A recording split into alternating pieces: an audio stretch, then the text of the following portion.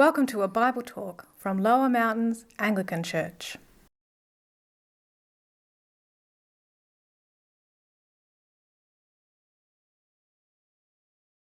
This is the written account of Adam's family line. When God created mankind, he made them in the likeness of God. He created them male and female and blessed them, and he named them mankind when they were created. When Adam had lived 130 years, he had a son in his own likeness, in his own image, and he named him Seth. After Seth was born, Adam lived 800 years and had other sons and daughters. Altogether, Adam lived a total of 930 years, and then he died. When Seth had lived 105 years, he became the father of Enosh. After he became the father of Enosh, Seth lived 807 years and had other sons and daughters. Altogether, Seth lived a total of 912 years, and then he died. When Enosh had lived 90 years, he became the father of Kenan. After he became the father of Kenan, Enosh lived 815 years and had other sons and daughters. Altogether, Enosh lived a total of 905 years, and then he died. When Kenan had lived 70 years, he became the father of Mahalalel. After he became the father of Mahalalel, Kenan lived 840 years and had other sons and daughters. Altogether, Kenan lived a total of 910 years, and then he died. When Mahalalel lived 65 years, he became the father of Jared. After he became the father of Jared, Mahalalel lived 830 years and had other sons and daughters. Altogether, Mahalalel lived a total of 895 years, and then he died. When Jared lived 162 years, he became the father of Enoch. After becoming the father of Enoch, Jared lived 800 years and had other sons and daughters. Altogether, Jared lived a total of 962 years, and then he died. When Enoch had lived 65 years, he became the father of Methuselah. After he became the father of Methuselah, Enoch walked faithfully with God 300 years and had other sons and daughters. Altogether, Enoch lived a total of 365 years. Enoch walked faithfully with God. Then he was no more, because God took him away. When Methuselah had lived 187 years, he became the father of Lamech. After he became the father of Lamech, Methuselah lived 782 years and had other sons and daughters. Altogether, Methuselah lived a total of 969 years, and then he died. When Lamech had lived 182 years, he had a son. He named him Noah, and said, "He will comfort us in the labour and painful toil of our hands, caused by the ground the Lord has cursed." After Noah was born, Lamech lived 595 years and had other sons and daughters. Altogether, Lamech lived a total of 777 years, and then he died. After Noah was 500 years, he became the father of Shem, Ham, and Japheth.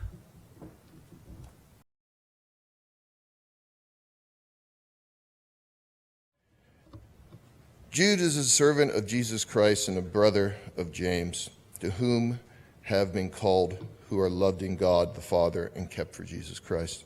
Mercy, peace, and love be yours in abundance. The sin and doom of ungodly people. Dear friends, although I was very eager to write to you about the salvation we share, I felt compelled to write and urge you to contend for the faith that was once for all entrusted to God's holy people.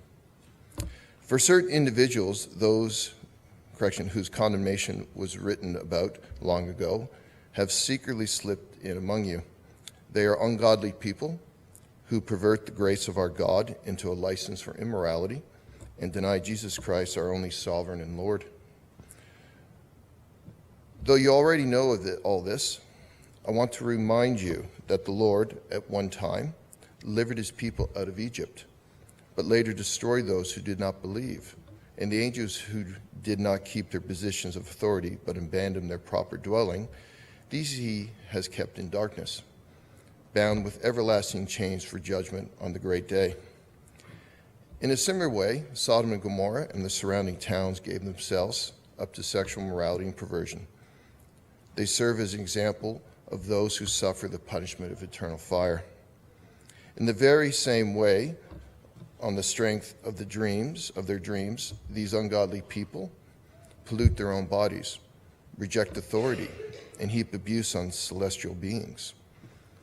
But even the archangel Michael, when he was disputing with the devil about the body of Moses, did not himself dare to condemn him for slander, but said, "The Lord rebuke you."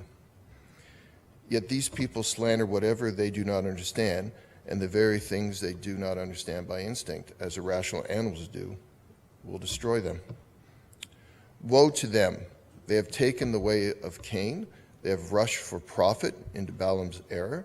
They have been destroyed in Korah's rebellion. These people are blemishes at your love feasts, eating with you without the slightest qualm, shepherds who feed only themselves. They are clouds without rain, blown along by the wind, autumn trees without fruit, and uprooted twice dead. They are wild waves of the sea, foaming up their shame, wandering stars for whom darkness has been reserved forever. Enoch, the seventh from Adam, prophesied about them. See, the Lord is coming with thousands upon thousands of his holy ones to judge everyone and to convict all of them of all the ungodly acts they have committed in their ungodliness, and of all the defiant words ungodly sinners have spoken against him. These people are grumblers and fault finders. They follow their own evil desires. They boast about themselves and flatter others for their own advantage.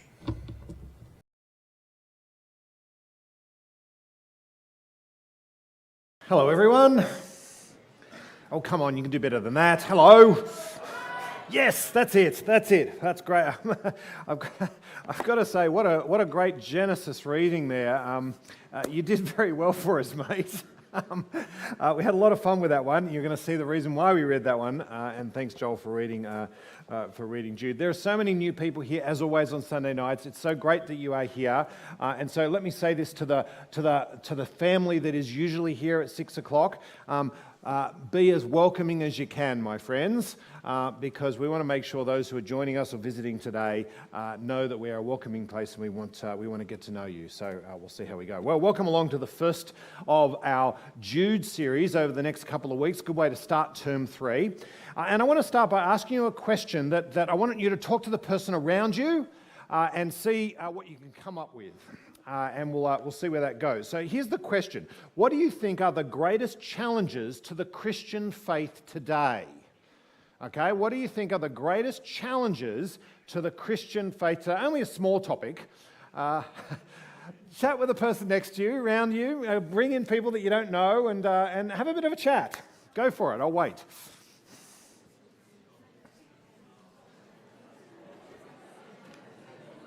All right, that'll do.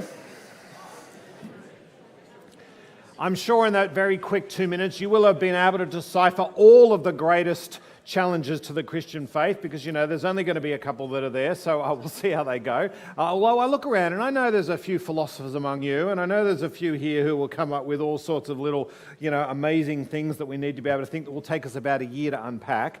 There are a lot of challenges to the Christian faith. What I want to do is I'm going to suggest 3, and I'm hoping that you'll be able to see maybe 1 or 2 of those, or 3, in what it is that you've just said. But 3 is going to be way too small a number. But the reason why I'm picking these 3 is because these 3 appear in the letter of Jude. I think Jude addresses these, which makes it very relevant to us to look at today, because I think that's something that we probably need to pay attention to. So let's have a look. The first challenge, I think, to the Christian faith today is the challenge of belief itself. The challenge of belief itself. That is, to stand for the truth of something that happened so long ago, where many don't even think that that's relevant today anymore. Is it possible to even believe in what the Christian gospel asks of a person when that Christian gospel was written down so long ago? So the first challenge, I think, is a challenge to belief itself. Here's the second one. It's the challenge to personal autonomy. That is, the idea that I'm in control of everything. That's my personal autonomy. We live in a world that promises that we can be anything that we want to be. Any idea that questions the view that we can't be the master or mistress of our own domain is offensive and perhaps called dangerous, because we are pursuing that idea that I can control everything that relates to me. And so, is it possible to submit yourself to the rule of the Christian God of the gospel, because that is the God who does have a say over our lives. So is that a threat? So the challenge of belief itself, the challenge of personal autonomy. And here's the third one, the challenge of integrity. So much is now permissible by so many, for so many different reasons. And we live in the age of fake news when morals and liberties and freedoms are all up for grabs, except for those who are meant to be the leaders, in which case morals, liberties and freedoms are anything they want it to be. But we live in an age where really that is one of those up in the air, throw it up and see where it falls. Is it possible to live lives consistent with what the gospel asks, when that means at times Christians will speak against or live against what the rest of the world or what the popular idea out there is saying? Is it possible to do that? So there you go, 3 challenges. And I think each of these 3 challenges are picked up in the letter to Jude. The challenge of belief itself, the challenge of personal autonomy, and the challenge of integrity, alongside all of those many ones that you probably mentioned. Now, without sort of shouting it out, did anybody have anything like that on your list?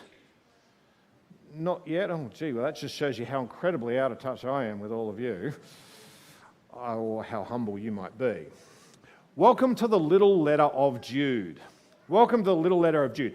As Ellie has already said, it is a must to have the Bible in front of you. So either on your tablet, your phone, or grab one of the books. It's not a problem to get up, run over there and grab it and go towards the back of the Bible and look for this 1-page little book, because we're going to go through this in a bit of detail, and it will be so much more helpful for you and for me if you've got these words in front of you. It is a surprising little letter that is relevant in so many ways as it addresses some of the contemporary pressures that Christians like who might be here today feel. And it's a letter that illustrates itself. There are just 25 verses. But what Jude does is cram so much into those 25 verses that we find ourselves pondering the rich imagery as it's trying to help us understand some of the amazing things that come out of this message. If any of you have got relatives that, when they tell you a story, they go off on a garden path and they tell you about all of these amazing details, and you're thinking, what's that got to do with the main idea? Or come back to it, because they go off. I've got a relative that does that all of the time, and I think, what are you trying to tell me? Jude's that relative. Throws in so much stuff, you're thinking, hold on a moment, what is it you're trying to say? Because all of these bits and pieces are coming in. And my job tonight is to try and help unpack that so that we can try and work out what he's saying. And I hope you're up for the challenge. Are you up for the challenge? Okay, that's good. That's good. All right. Look at verse 1. So Jude, verse 1. It's written by Jude, who he says is both a servant of Jesus Christ and a brother of James. Now, you might know that James is also the brother of Jesus. And so that makes Jude the brother of Jesus as well. Isn't it interesting that he introduces himself as a servant of Jesus Christ and the brother of James? Perhaps he's being humble. Not younger siblings they're not always like that. But perhaps he's being humble here and associating himself with Jesus as the Messiah, and James, who we knew became the leader of the Jerusalem church. Jude is happy to recognize his station in life as a servant of the Lord. And we benefit because he crams so much into this little letter. Either way, the fact that he's mentioning Jesus and James should give us reason to go, let's pay attention to what he's got to say.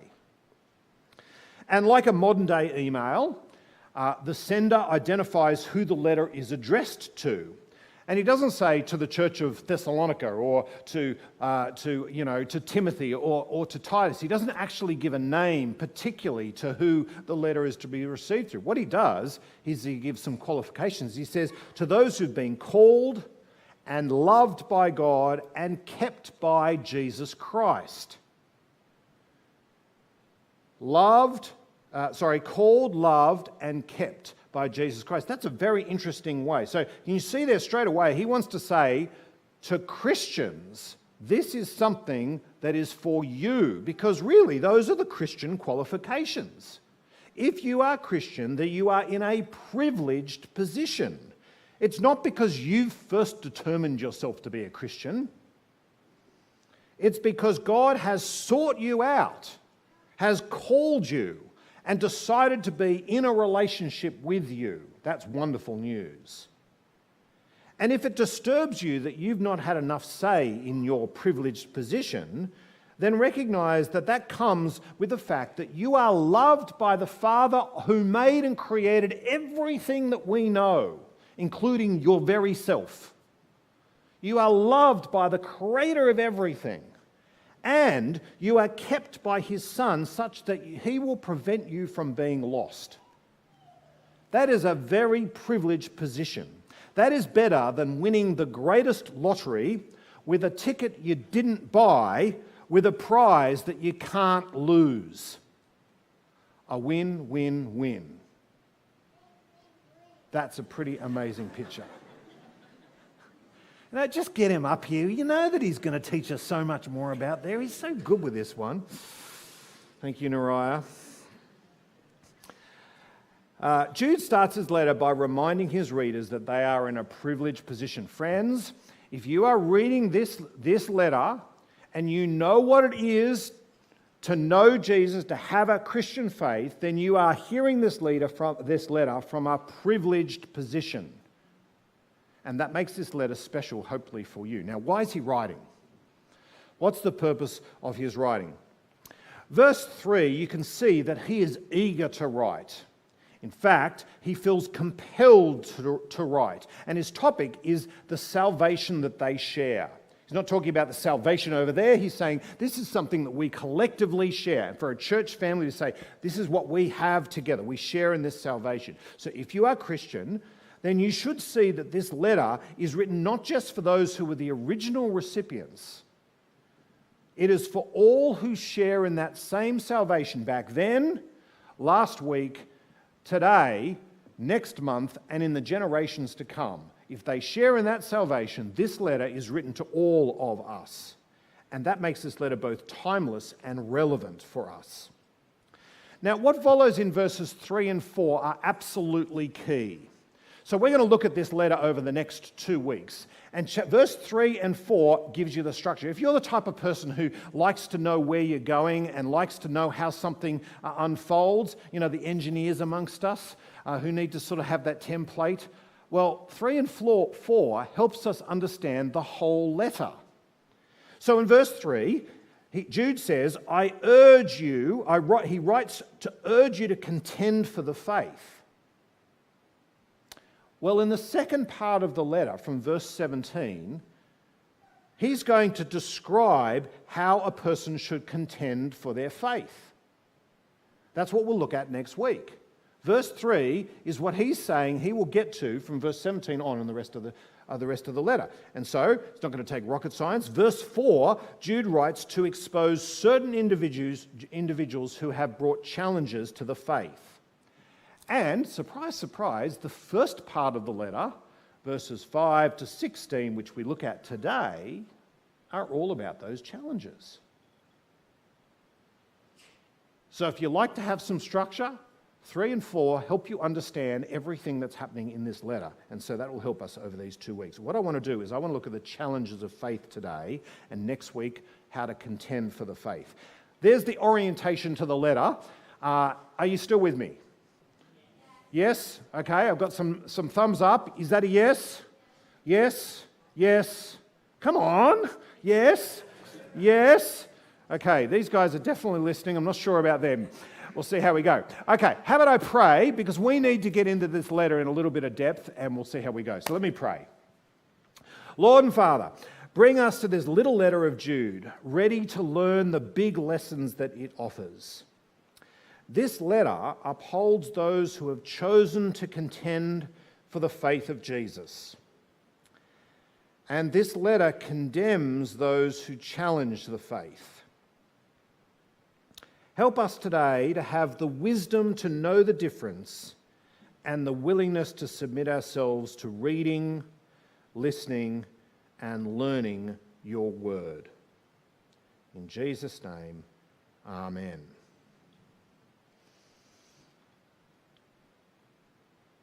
All right, who is it that's challenging the faith? Who is it that's challenging the faith? Verse 4 says, it is certain individuals whose condemnation was written about long ago. At the time, most probably people who have slipped in among you. And there is the warning that we probably need to take heed of.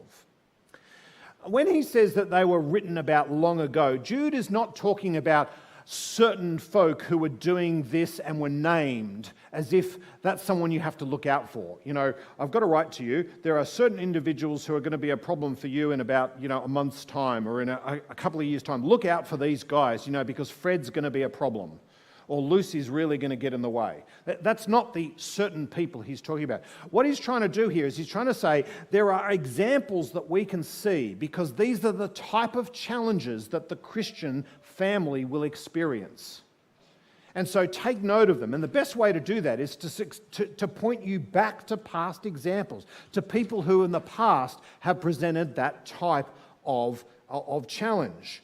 And what he wants is, he wants them to make sure they learn from their history. And he cites a whole bunch of examples from previous writers for us to consider. And you'll notice that these godly people, still in verse 4, are essentially doing two things wrong. The first is, you can see it, they are perverting the grace of God and turning it into a license for immorality. I'll talk about that in a moment. And secondly, they are denying Jesus Christ as the only sovereign and Lord. And I'll talk about that as well. So before we take a step further, we should see that this passage is speaking right into our circumstances today. These godless people have come from among them. They are folk within the church. And as we look at the church worldwide, there are countless examples of people who have changed the grace of God and they've turned it into a license to do really anything they want, including being sexually immoral. Now let's explain how that works. Christians are saved by grace. So they are saved by what is freely given by God, at great expense, freely given by God. Now, that is an act of incredible love. God would freely save someone from their sin. That's the essence of the Christian message and one of the things that we need to hold on to, particularly as all of us are sinners. But that happens not because of some effort on our part, it's because He loves us so much that He saves us when we cannot save ourselves. Now, if being saved by grace is something that we start to take for granted, then that leads to a whole bunch of other things. Isn't it great that I'm saved by grace? That means I don't really have to worry about this sin thing anyway because I can do whatever it is that I want to do. That's taking being saved by grace for granted. And that should be an issue. And if it means that we then give ourselves permission to go on and do a whole bunch of things that we know go against what God wants of us, then we are absolutely taking what it means to be saved by grace for granted. And Jude takes aim. Some are taking that grace and they are turning it into a license for immorality, a license to keep on sinning. Friends, we need to make sure that we don't take that free gift and misuse it. Because Jude is saying that's a very dangerous position to be in. The other wrong that certain people are doing here is to deny Jesus as the only sovereign and Lord. And again, as we look at the church worldwide, there are countless examples where people have watered down the message or changed the message just to try and make it a little bit more palatable. Every time a church, a denomination, a ministry, a culture, a family unit rejects the exclusive claims of Jesus as the only way to the Father, as the Bible says, every time they water it down, we are saying that Jesus is not the only way, but one of many ways to God. That is denying what Jesus has done for us. What is the point of Jesus dying for our sin What is the point of Jesus hanging on a cross for us if there were other ways to get to God?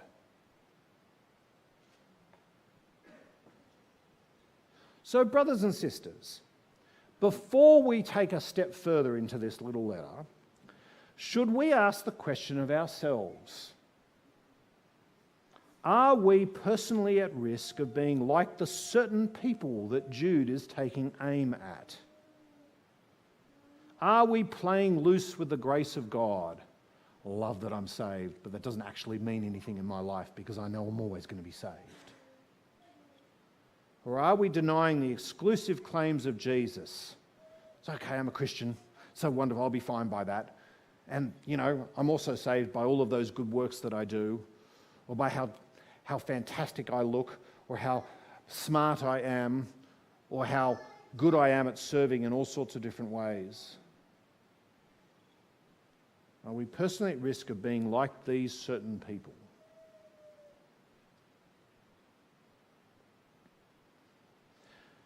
So, to make his point, what Jude does is list some historical challenges, and then what he does is he gives us some biblical examples. Historical challenges, and then some biblical examples. So quickly, let's look at the 3 historical challenges that he reminds them of. Now, to do this, we need to do some Bible surfing, or I'm going to refer to passages that we know of from the Old Testament. And we'll see how we go. Now, if I know there are some people here very diligently go on and they download the Bible Talk outline off our website. Well, it will give you a lot more information, if you like, as to where these references come from. So I'll leave that to you for later. Look at verse 5. He says, "Remember the people of Israel, who God delivered by grace from slavery in Egypt. They grumbled, they turned to other gods, they did not believe." Isn't it great? Saved by grace, and then they grumbled, they did not believe, they went running off the other direction. So later, what happens is they were destroyed. Numbers 14. Don't be like them. First historical challenge. Second, verse 6. Remember the angels, he says. Those celestial messengers of God who enjoyed a heavenly home with all of the authority that came with being with God, as we see at the beginning of the Bible. If you go and have a look at Genesis 6, perhaps they were like the sons of God in Genesis 6, who left to join with the daughters of men, and wickedness spread right across the whole earth. Their sin was either of pride or the desire to have their own autonomy and separate themselves from God. And the result was judgment. God banished them into the darkness. The people of Israel, angels, the third is in verse 7. Remember Sodom and Gomorrah. Most have heard of Sodom and Gomorrah. Those cities rife with sexual immorality as recorded in Genesis 18 and 19. And the punishment was an eternal fire that rained down from heaven and wiped out the whole of the cities. Jude says, you know these examples. They are part of your history. They were the ones who were part of God's stable. And they lived in such a way that they were put out of God's stable. Be reminded of them. Don't follow their way of life. Don't accept that as the way to live. And then in verse 8, he puts them all together and he talks about ungodly people. He says dreamers who use their dreams to justify their actions. And you can say what they do.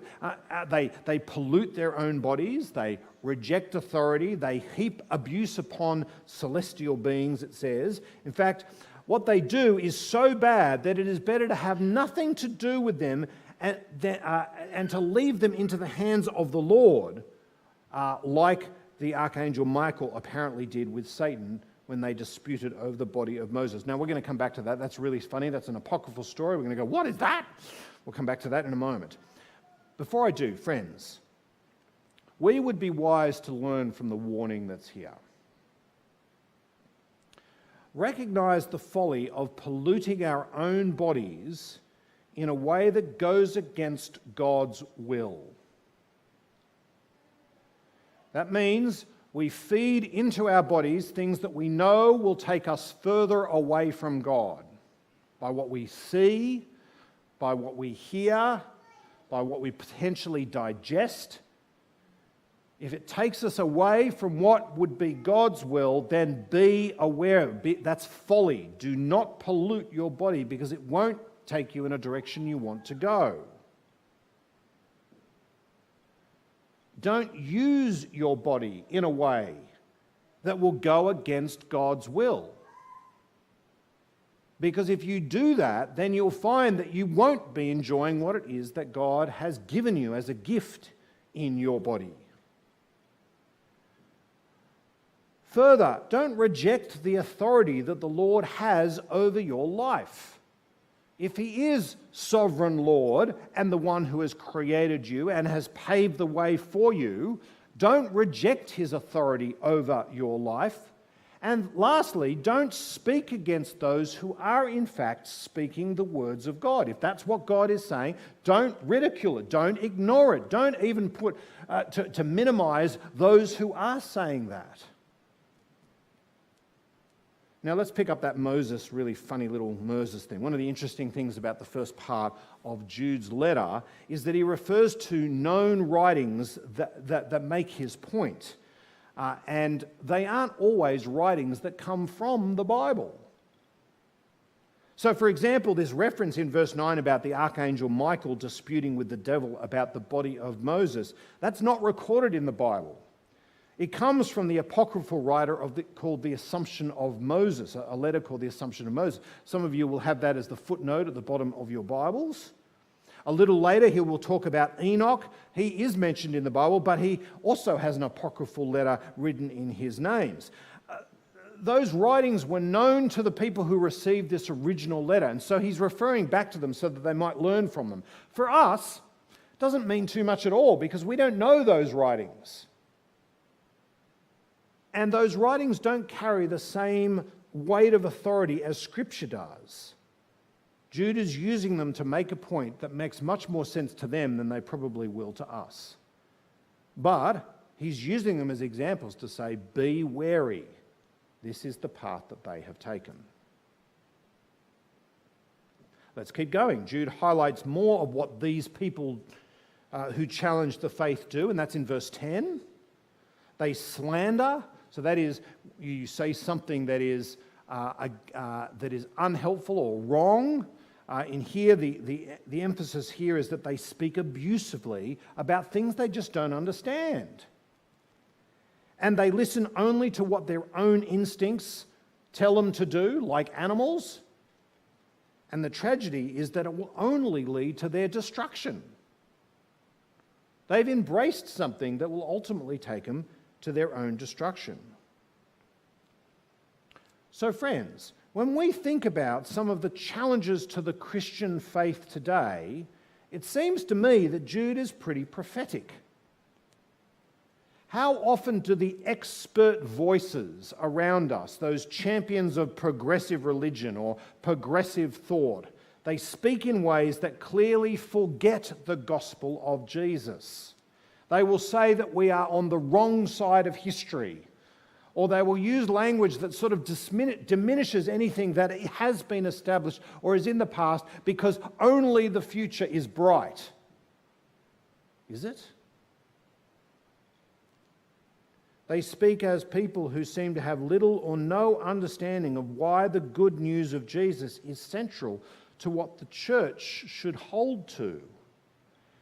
And they mock those who hold to the good news of Jesus without realizing that it might in fact be central to what our world needs to hear.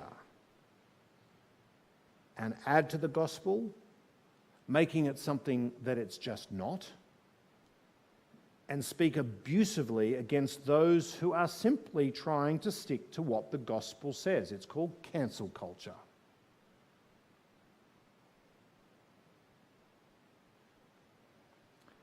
And often, that is motivated by our own instincts and our own desires, which tell us what we want to hear or what we want to do because it just feels good or it's popular. Now, I realise that this might push some buttons here, and so please excuse me if I come across insensitive anyway. That's absolutely not my intent. But it seems to me that in our day, in our age of sexual freedom, where permission is given to sleep with who we want, when we want, how we want, then what we are doing as a society is more like unreasoned animals who follow whatever instinct we so desire. It feels good, so do it. I'm entitled to do it. It's my right. Stuff the consequences, or worse, assume that there are no consequences.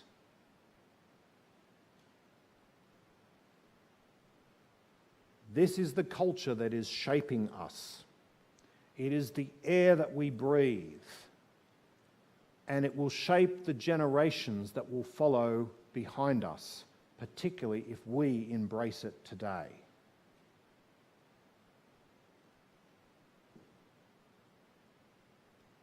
And then if anyone speaks up as a voice of reason or a voice of caution, there is no shortage of abusive voices ready to shout out bigot or fundamentalist or hater. Brothers and sisters, as a church, as a body of believers, Jude's reminder here is not to buy the lie. It is to ensure that as a church family, we don't adopt that which our culture wants to embrace if it goes against the grace of God. And that asks of us to stand firm, to be willing to put our anchors down and to recognize that we might at times be out of step with what the world around us is asking of us.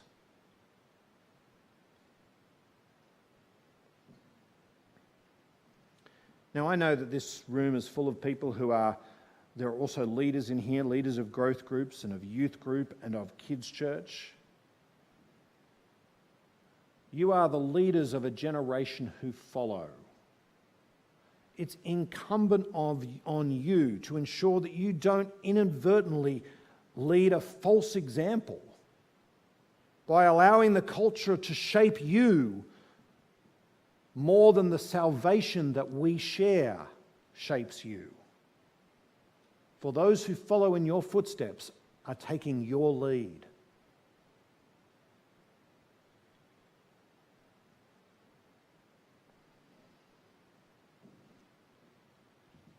Okay, how are we going? Thumbs up? Not sure. Thumbs down. There's a few here. Is it that it's too hot? Do we need to turn these heaters off so that we can concentrate?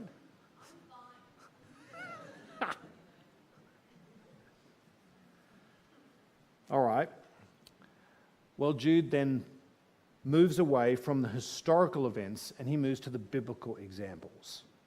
And what he does is he offers 3 ungodly examples and one godly example.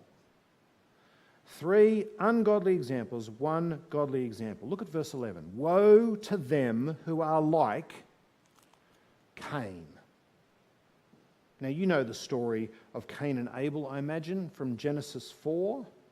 Cain took the life of his brother because he was angry that God didn't look favourably upon his offering. And Jude says, these ungodly people are like Cain.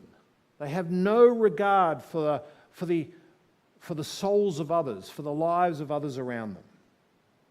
Don't be like them. The next ungodly example is that of Balaam. His story is recorded in Numbers chapter 22 through to 31, and his problem was that he refused to listen to the Lord, such that in the end God made sure he listened because he talked. Do you remember how God spoke to Balaam through a donkey's.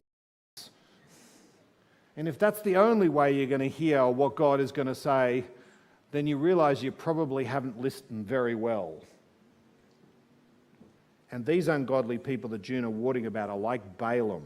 They do not sit under the authority of the Lord. The last is Korah, and Numbers 16 gives you this.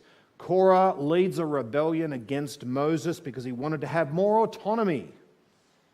And the result was that the ground opens below him, splits, and all that were associated with Korah and his rebellion were swallowed up.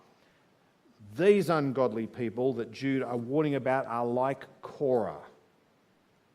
They rebelled, thinking themselves more deserving than they should. And Jude labels them in verses 12 and 13 in this beautiful poetic sort of language, which you can see there. It's, I said it was a very illustrative sort of letter, but he uses this beautiful language to say something incredibly hard against those ungodly examples. He says they are blemishes at your love feasts. People with no qualms, self-providing shepherds with little regard for the sheep. What's the point of a shepherd if they've got no regard for the sheep? They are empty clouds, people who block out the light. They are autumn trees, people who are barren. Trees in autumn have no leaves on them. And they are barren, producing no fruit. They are uprooted without foundation. And he says twice dead, which I suspect is a reference to the fact that they have heard what's been said and ignored it. They're once dead. And they've done nothing with it. Twice dead. They are wild waves of the sea, people whose shame rises to the surface like foam at the top of a wave. And they are wandering stars, lost, going astray into the darkness, like a shooting star as it implodes and goes into nothing.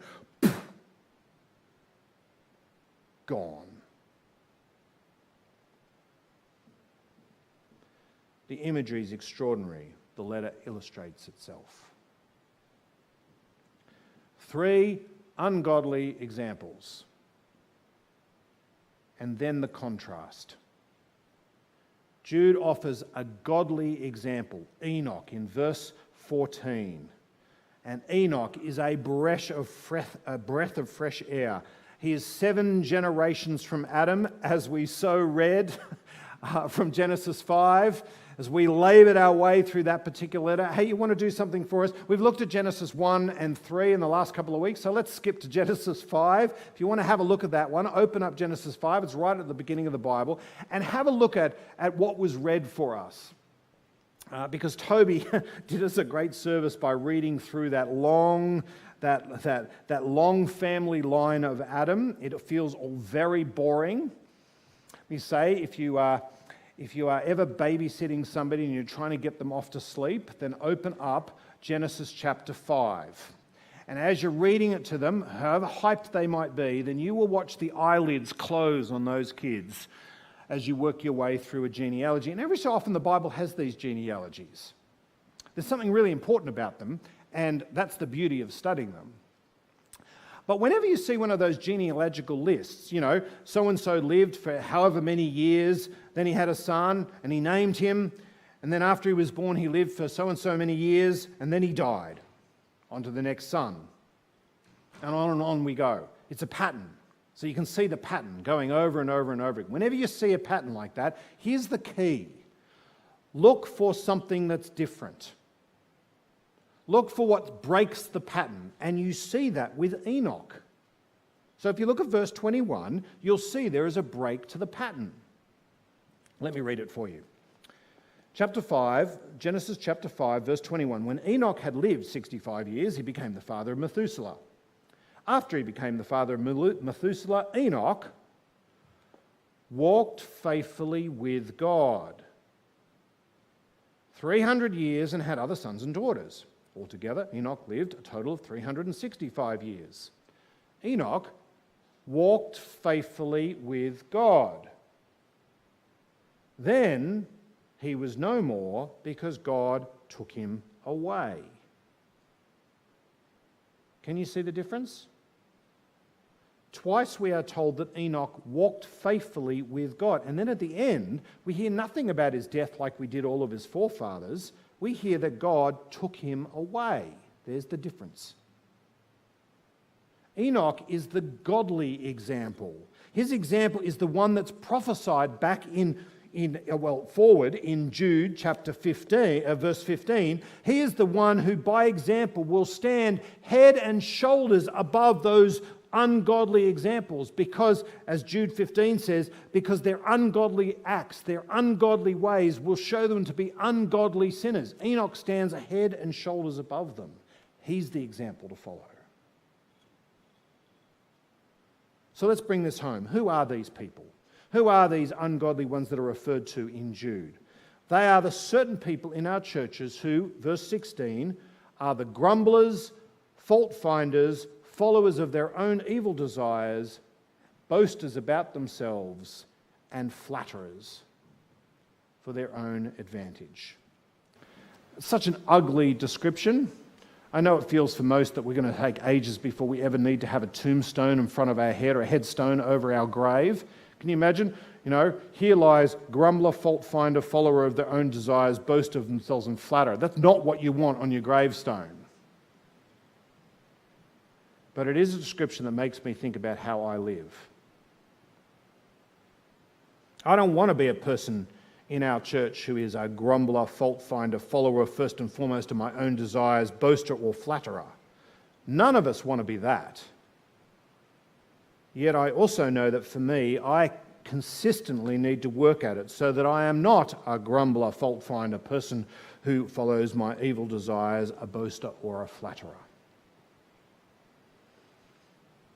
And at this point, I should say that when I do think about our church family, I don't necessarily think that we have a group of people who are grumblers, fault finders, people who follow their own evil desires, boasters or flatterers. I'm very thankful for our church family.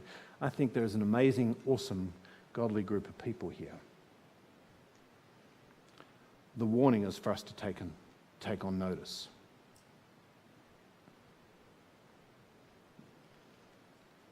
Well, I asked you up front, what are the greatest challenges to the Christian faith today? Maybe you can talk about that over dinner. It might be those out there who challenge belief. Unbelieving family members, work colleagues, fellow students, those who challenge your belief. It could be people out there who challenge God's autonomy, schoolmates, sexually liberal friends, those who will rewrite even what it means to be a person of race or sex or gender or language. It could be those out there who challenge integrity, an unbelieving family member who knows you so well and will call you out every time you say, "This is what I stand for." As real as those challenges might be, what Jude wants to remind the believer is that the great challenge for the Christian family today will in fact most likely come from within. From the member who knows you so well, by those who are not walking faithfully with God. Have a glance at the person sitting next to you.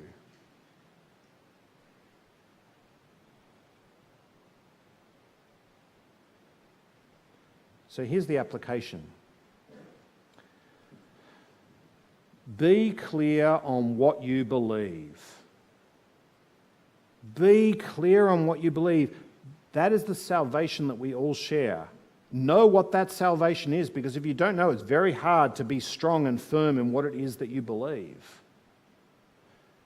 Be clear on what you believe. Second, recognize the privilege it is to be called by God. Our autonomy is actually the good result of living as one loved by God and kept by Jesus, because we sit under God's will, under what He has in plan for us, as we live the lives that we live under Him. So be clear on what you believe and recognize the privilege it is to be called by God. And third, for heaven's sakes, walk faithfully with God. Be one who lives out your Christian faith with integrity. And when you put those things together, under God, perhaps you could sum it up as persevere in faith. I hope that gives you something to talk about, think about, pray about as we live out our week this week. And next week, Jude's going to tell us how to do that as we contend for the faith. Let me lead us in prayer. Welcome to a Bible talk from Lower Mountains Anglican Church.